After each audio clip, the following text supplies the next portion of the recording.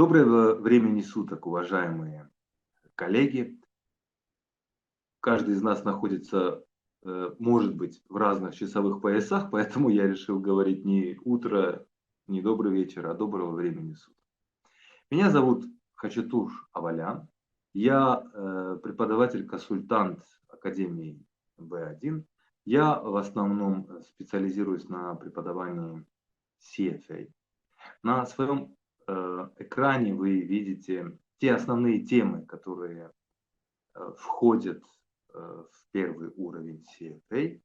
Помимо преподавания в Академии B1, я еще являюсь экономистом, аналитиком в одном холдинге, где я занимаюсь экономическим анализом различных подразделений, экономическим анализом инвестиционных проектов. Короче, все то, что связано с корпоративными финансами.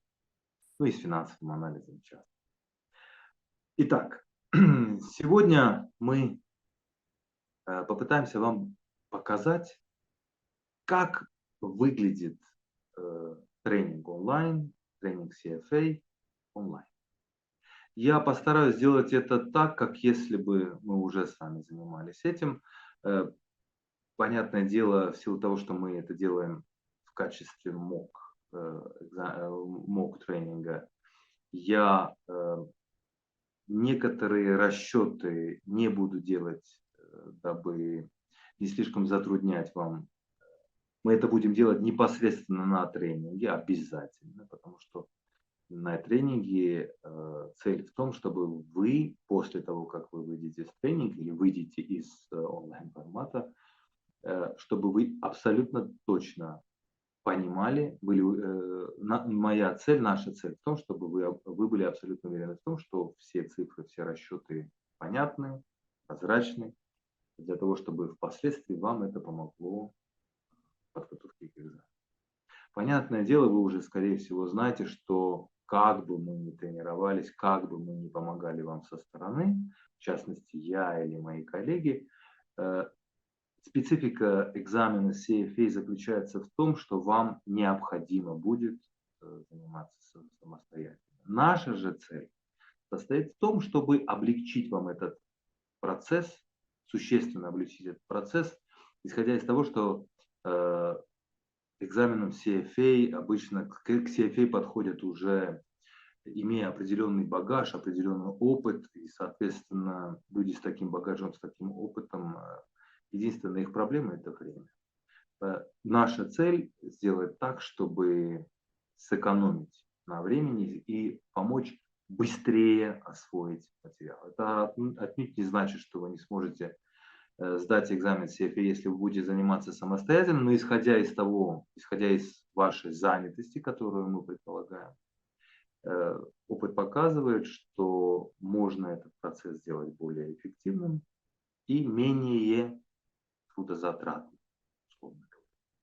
Итак, сейчас мы перейдем к тому, что мы называем mock-тренинг, но тренинг будет, это реальная часть тренинга, которую мы взяли, который так и происходит. Единственное исключение будет, наверное, в том, что я просто не буду делать этих расчетов сейчас. Они и так все рассчитаны, просто, может быть, некоторые детали опустим, а во всем остальном все будет так, как если бы вы присутствовали на онлайн-тренинге. Итак, понятное дело, поскольку тренинги будут на английском языке, тренинг будет на английском. Поскольку экзамен на английском, тренинг будет тоже на английском. So we're going to talk about inventory expense recognition methods, which we're going to learn within the framework of CFA exam. There are different methods of identifying of inventory expense recognition. That is, we need to be aware of how much the cost of inventory that we have in our warehouse, for example. And there are different methods to to come up to this plan. First is the specific identification. What is that? Let's imagine that you are a car dealership and you are selling and buying luxury cars. You will exactly know how many cars you have in your warehouse. And when you sell a particular car, you would exactly know which car you sold, right? So you don't need any specific method for inventory expense recognition, because you know the number of items in your warehouse would be limited and you would know exactly which car you sold. So this is called specific identification method. We specifically identify a particular car that we sell. So, but when it comes to mass production, then you cannot use the specific identification method. Why? Imagine that you are a company that produces toothpaste, and you can imagine that the tubes with toothpaste are in millions. So it would be fairly difficult to recognize inventory expense in a situation where you have production of toothpaste in millions of tubes, and there are different types of this toothpaste, right? So the specific identification method would not work here. For this, we have either FIFO or LIFO.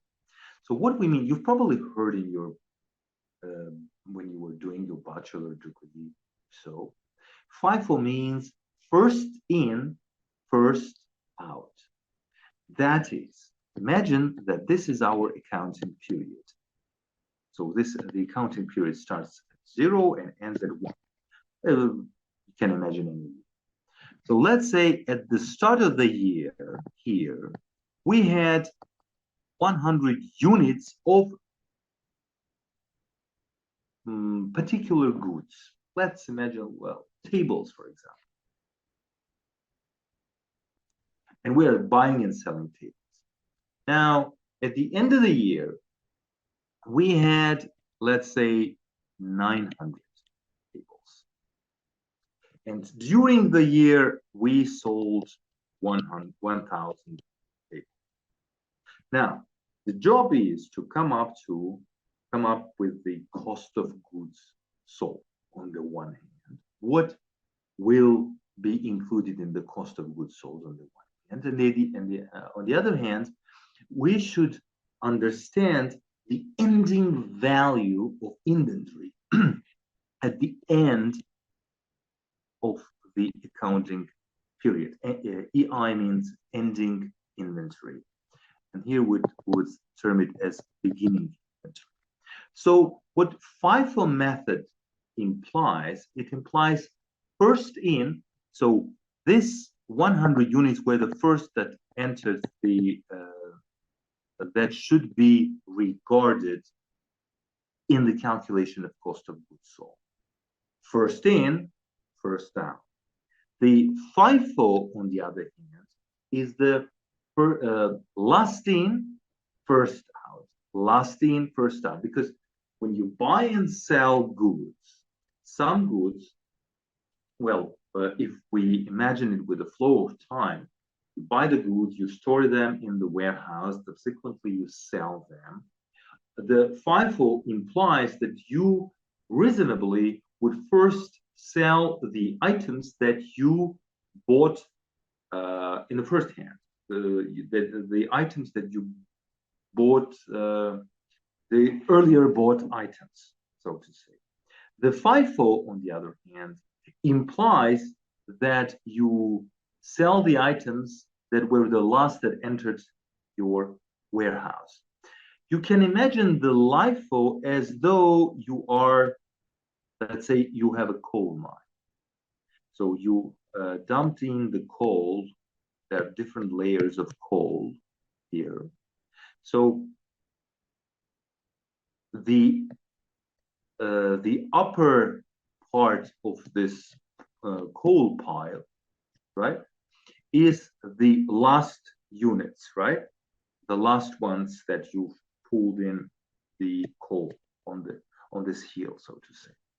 But we know that we take the coal from, not from the top, but from the below, right? So in this particular case, if you imagine this pile of coal, right, we would be taking out the items that were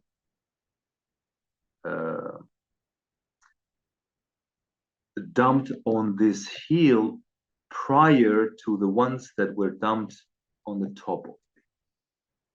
Why I presented you with this particular example with this coal, because it will subsequently help us to understand the specifics of inventory recognition, which would be the subject of the second part of our lecture series.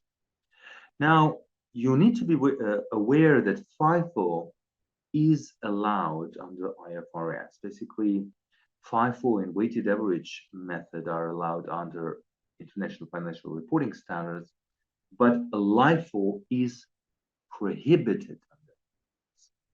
Within the framework of CFA exam, in general, you should be aware that CFA likes to contrast IFRS and US GAAP, United States General Agreed Accounting Principles. So this contrast will be throughout the whole CFA curriculum. Now, when it comes to inventory expense recognition, we have two types of inventory recognition system. One is periodic inventory system, and the other one is perpetual. Perpetual is the one where you continuously update the values of your cost of goods sold and your ending inventory. Whereas under the periodic inventory system, you would, once the period ends, let's say the first quarter of the particular year, then you would determine the cost of goods sold and the ending inventory. Now, to make the things more interesting, because you cannot learn by just looking into the theory, let's get back to numbers. Let's say we have a particular company and we named that company X. And that company had the following transactions. Now, let's look at this table. Let's reflect on what we see here. So, sorry for this. So, let's imagine this is our January 1st, right? So, on January 1st, the beginning inventory is 1,000 units, which is worth $20 per unit. So this is what we have at the end of previous year or at the start of this current year, right? Now, subsequently on January, well, this is not to scale, and I don't expect this to be to scale on the real training because I'm not very good at drawing. So when we so we have 1,000 units here, and then we subsequently buy 1,000 units on January 5th. Subsequently, we sell 1,800 units. And here, within this context, it doesn't matter what the price at which we sell these units. What we want to concentrate on is what we are going to account as cost of goods sold. Now, subsequently, once we have sold this, on February 1st,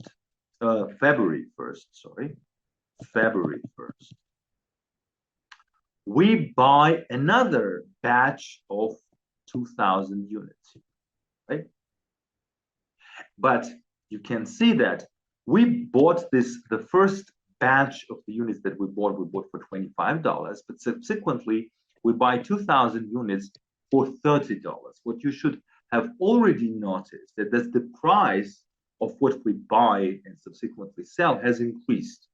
We used to have an inventory that was worth $20 a piece, Subsequently, we bought items that are $25 a piece, and then subsequently $30 per piece. Now, on March 1st, let's say this is our March 1st, we sold 1,700 units. Now, let's say we are supposed to find, and this is our end of first quarter, 31st of March. We need to understand what would be the COGS, the cost of goods sold, at the end of the accounting period. And we want to understand the ending inventory at the end of this accounting. Now, in order to do this, we first need to understand what kind of system we are using here. Is it periodic? Or it is the perpetual system? Under the periodic system, we would stand at the end as though we are on March 31st, and look how many units we had in the inventory, how many units we bought, and how many units we sold at the end of the accounting period. If we were to use a perpetual system, on the other hand, we would continuously calculate the ending inventory and the cost of goods sold. For example, let's say we are here. This is January 15, and we sold 1,800 units. Now, we had in the inventory 2,000 units, right? We had in the inventory prior to the sale 2,000 units. 1,000 units were worth $20, and 1,000 units were worth $25. Now, our job is to find the cost of goods sold as of January 15. Why as of January 15? Because we are using perpetual system. Had we been using periodic system, that would have been even easier. Again, since this is a mock training, I'm not getting too much into the detail, but for now, imagine that you had 2,000 units and you sold 1,800 units. But obviously, you have 200 units left in your warehouse, right? Now, what is the price of that 200 units in your warehouse? And on the other hand, what is the cost of goods sold of that 1,800 units that you sold? It depends on whether you are using FIFO, which is allowed under IFRS, or LIFO, which is not allowed under IFRS, but is allowed under US GAAP. Now, if we were to do these calculations, you could ascertain yourself that if we were to use 200, if we were to follow FIFO, then first in, first out. Then the first 1,000 units times $20 per piece. Then the 800 units, $25 per piece. And we would be able to find the cost of goods sold as of January 1st, January 15th. We would subsequently continue to do this if we are under the perpetual system. And we would be able to calculate the cost of goods sold under cost of goods sold at the end of the first quarter, March 31st. Now, if we were to do these calculations, again, I skipped the calculations to save the time, then we would see these numbers that you see here, the COGS under LIFO and FIFO, and the general theme is that the COGS under FIFO are lower than the COGS under LIFO. Well, there are certain, of course, this is assuming that the prices are trending upwards. And what you see here, on the other hand, is that the COGS under FIFO, disregarding whether you are using perpetual or periodic system, would be the same. See that? However, they are different under LIFO. See? They are different. And the same pertains to the ending inventory. Again, EI stands for ending unit. So the key takeaway here is this. No matter what system you're using, perpetual or periodic under FIFO, it would be all the same, the COGS and or the ending inventory. But when it comes to LIFO, LIFO usually implies that if we assume increasing prices and stable or increasing inventory level, by the way, this is very important assumption which we're going to explore further during the subsequent lecture. The following table applies. It's very easy to internalize the information. So under the FIFO, if we assume increasing prices, stable levels of inventory, the COGS are lower under FIFO and higher under LIFO, whereas the ending inventory is higher under FIFO and lower under LIFO. And consequently, because the gross profit is the difference between the sales and COGS, the gross profit under FIFO is higher than under FIFO, with the consequence, which implies a higher tax base, probably higher tax paid, etc. But this is something that we will cover later on. So this is how the real training might expect this kind of a training with additional calculations to make sure that everyone is on the same page, because we try to make sure that we don't move on without making sure that everyone is comfortable with what we have. So, вот примерно вот таким образом будет проходить тренинг, уважаемые. Спасибо за внимание.